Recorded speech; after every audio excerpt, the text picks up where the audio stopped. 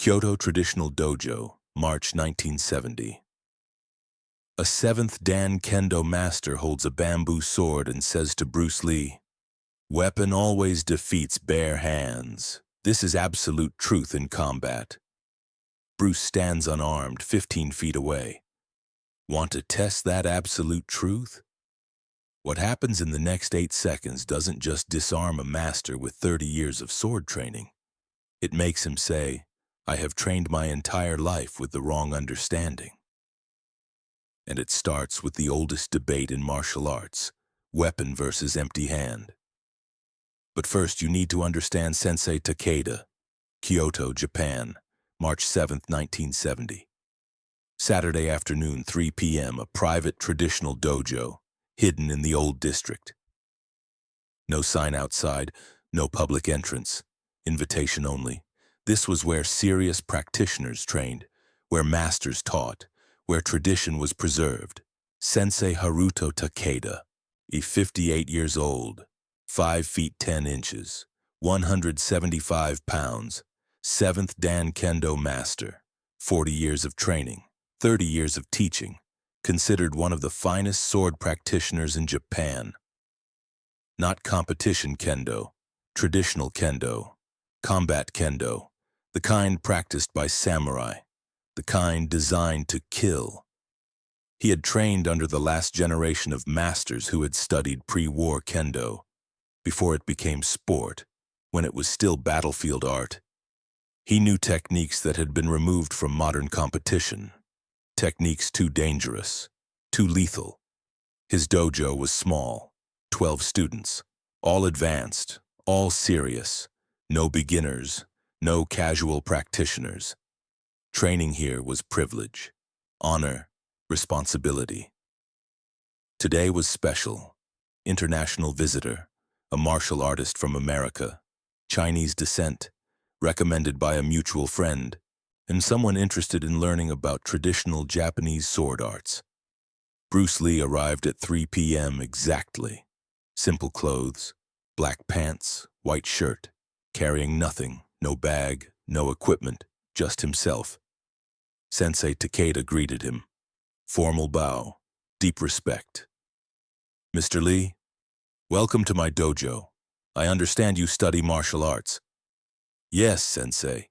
Wing Chun and my own system. I'm honored you agreed to meet with me.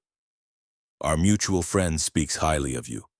Says you have exceptional understanding. Come, observe training. Then we talk."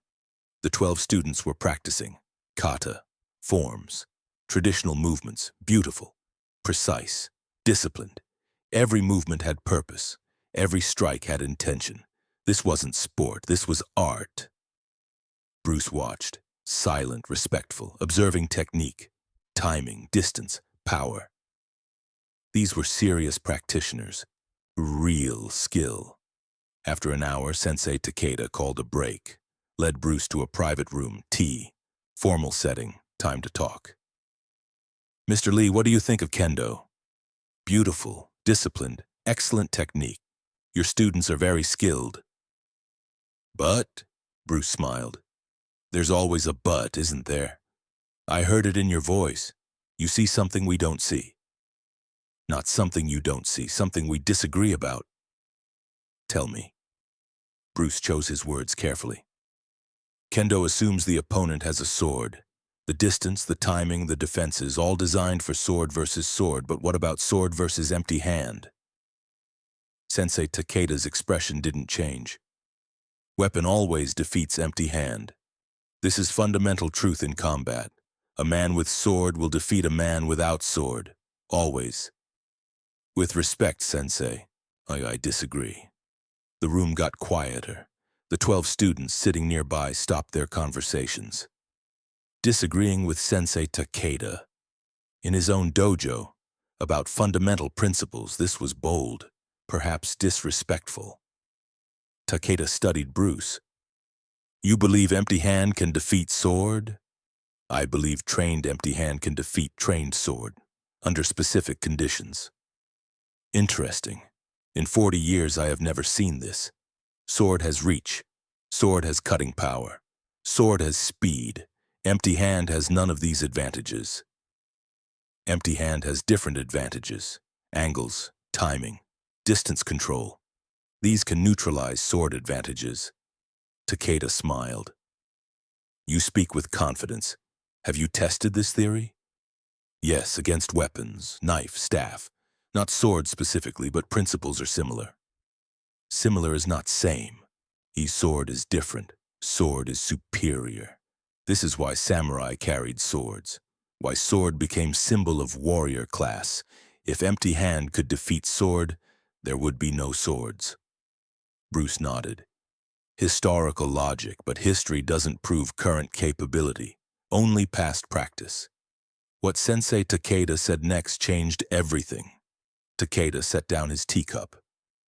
Mr. Lee, would you like to test your theory? Here, now, my sword, your empty hands. We see who is correct. Bruce hesitated. Sensei, I don't want to disrespect your dojo or your teaching.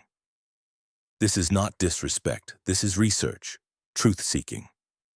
If you are correct, I learn something valuable. If I am correct, you learn something valuable. Either way, knowledge advances.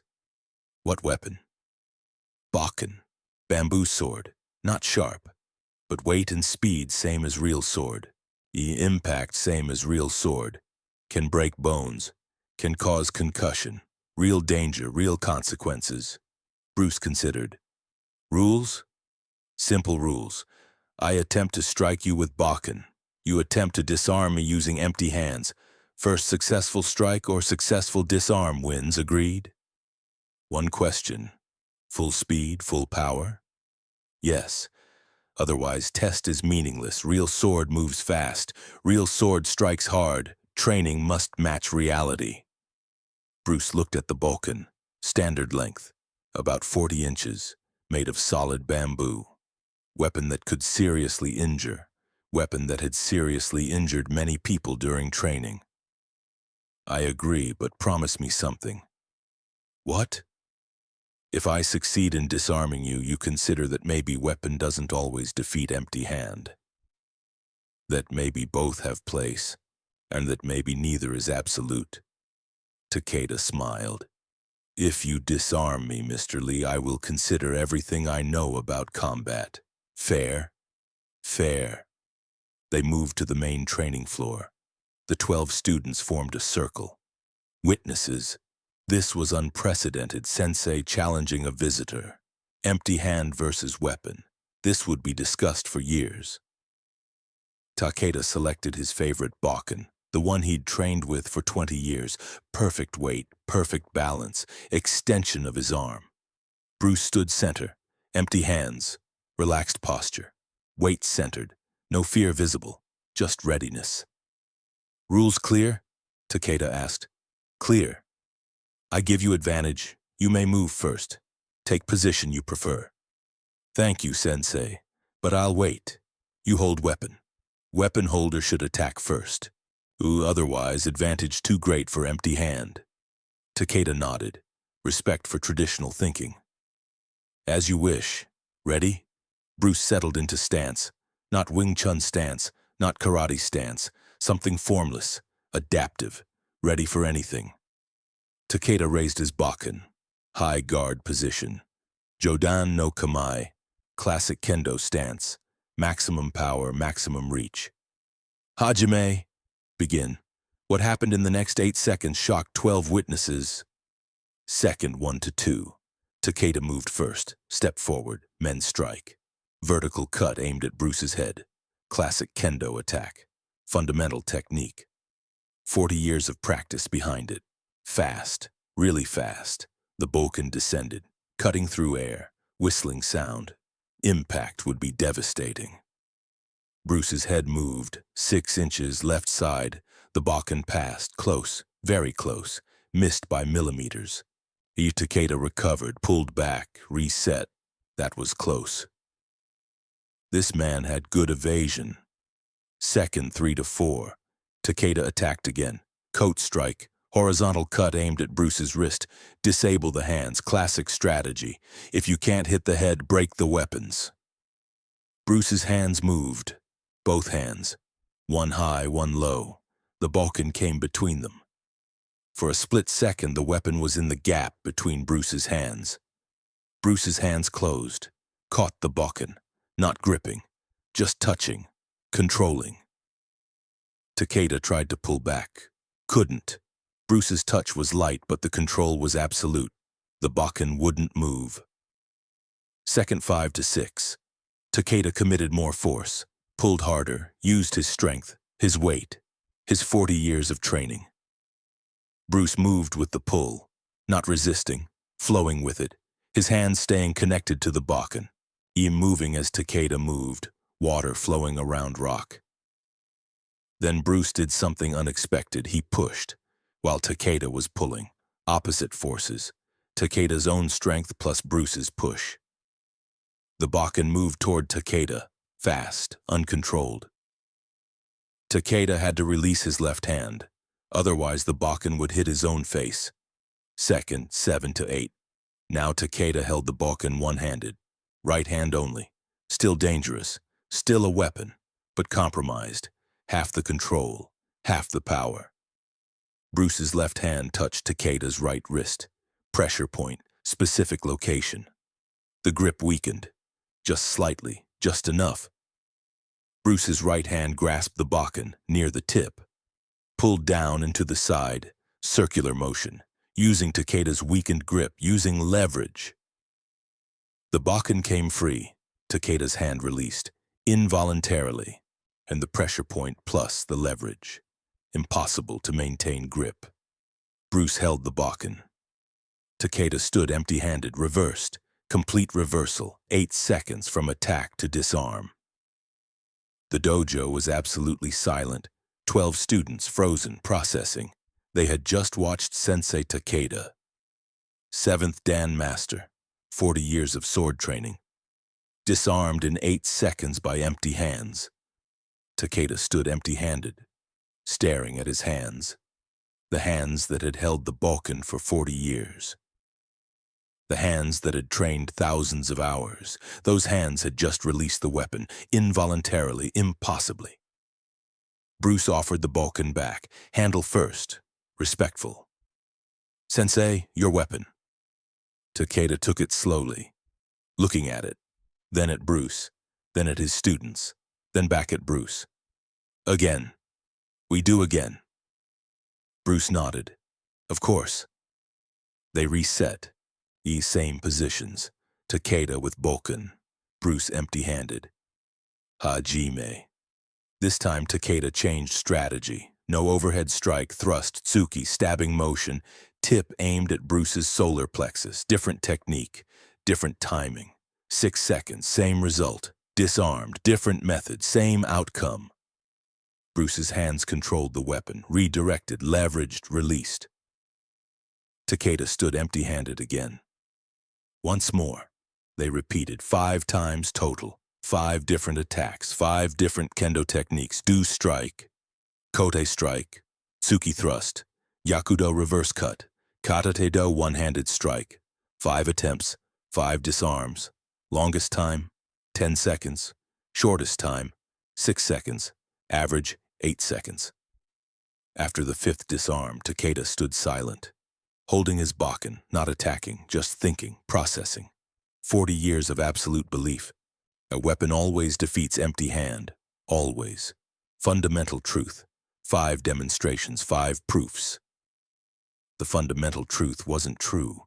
He set the Bokken down gently, bowed to it, traditional respect, then turned to Bruce, bowed deeply, the bow of a student to a teacher. Mr. Lee, I have trained my entire life with the wrong understanding. Bruce bowed equally deep. No, Sensei, you've trained with correct understanding for sword versus sword. That understanding is perfect. I simply showed you different understanding. Empty hand versus sword. Different context, different principles. But you defeated the weapon 5 times with empty hands. This should be impossible. Not impossible, just different. Your sword techniques are perfect for fighting another swordsman. The distance, the timing, the angles, all perfect. But against empty hand that understands those patterns, those same perfect techniques become predictable. Takeda gestured to the tatami mat. Sit, please, teach me, how did you do this? Bruce sat. Takeda sat opposite. The 12 students moved closer. This was rare. Sensei in student position, learning, not teaching. First principle, Bruce began. Weapon gives advantage. You were correct. Reach, power, speed, all advantages. But weapon also creates commitment. Every sword strike commits the swordsman to a direction, a path, an angle. That commitment creates opportunity. Takeda listened, intent, focused. Second principle, distance control. Sword is most dangerous at specific distance. Too far, can't reach. Too close, can't generate power. The perfect distance exists. My job is avoid that perfect distance. He'd stay too far or get too close. But I adjusted. I changed distance during attacks. Yes, you're excellent at distance control, but there's a moment, tiny moment, when sword commits to strike. In that moment, distance is fixed. Can't change mid-strike, that's my moment. The pressure point, on my wrist, what was that? Radial nerve, specific location. Light pressure weakens grip, not completely, just enough. Combined with leverage becomes disarm. Takeda thought. You've trained this specifically? Empty hand versus weapon? Yes, different weapons, knife, staff, chain. Each weapon has patterns, committed movements, predictable angles. Understanding those patterns creates openings. But sword is different from knife, different from staff. Different weapon, same principle. All weapons extend reach. In all weapons commit user to angles. All weapons create patterns.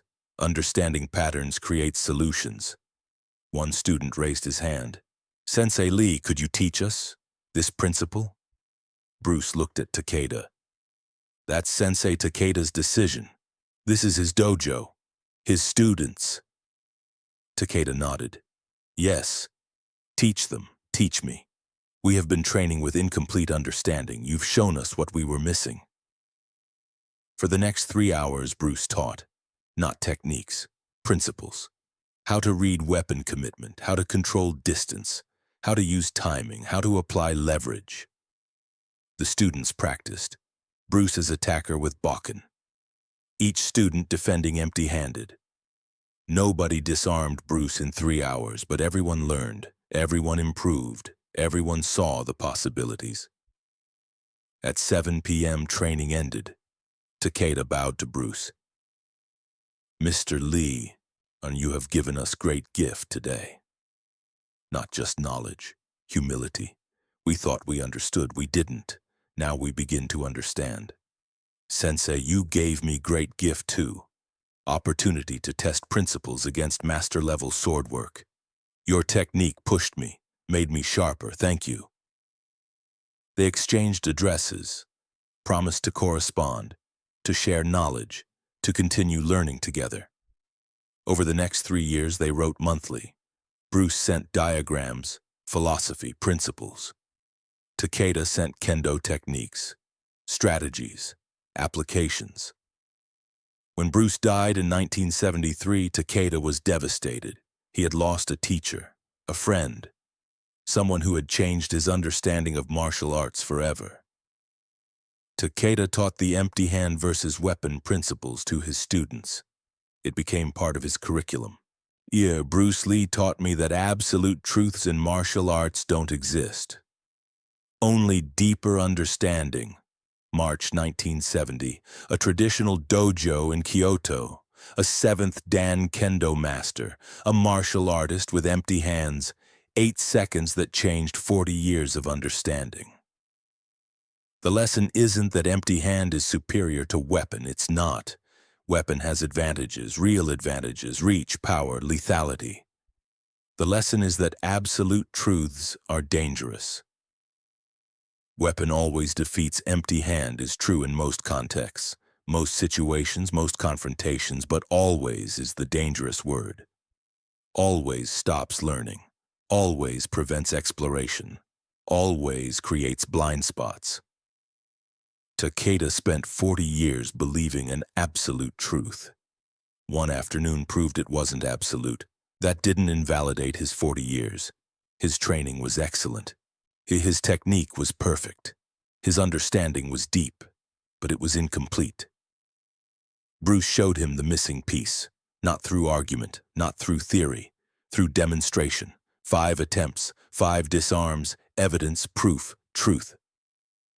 And Takeda's response was perfect. Not defensiveness, not denial, not anger, humility, openness, learning. That's mastery, real mastery. The ability to say, I was wrong, teach me. 12 students witnessed, 12 students learned. Not just technique, character. How to respond when your fundamental beliefs are challenged. How to stay open, how to keep learning, how to find truth. Bruce Lee said, research your own experience. Absorb what is useful, reject what is useless, add what is specifically your own. March 1970. Takeda researched his experience, 40 years of sword training, and absorbed what was useful, rejected what was absolute, added what Bruce specifically taught. 8 seconds changed a lifetime, not destroyed it, enhanced it. Takeda became a better teacher after that day, more humble, more open, more complete. The Bokken he used that day stayed in his dojo. He never used it for training again. Kept it on display, reminded his students. The weapon that taught me weapons don't have all the answers. 12 witnesses carried the story. The day Sensei admitted incomplete understanding. The day a visitor with empty hands disarmed absolute truth. The day learning trumped ego. 8 seconds. 5 disarms. 1 master's humility. 1 teacher's gift. 1 lesson that lasted decades. Be like water, my friend. Like water, my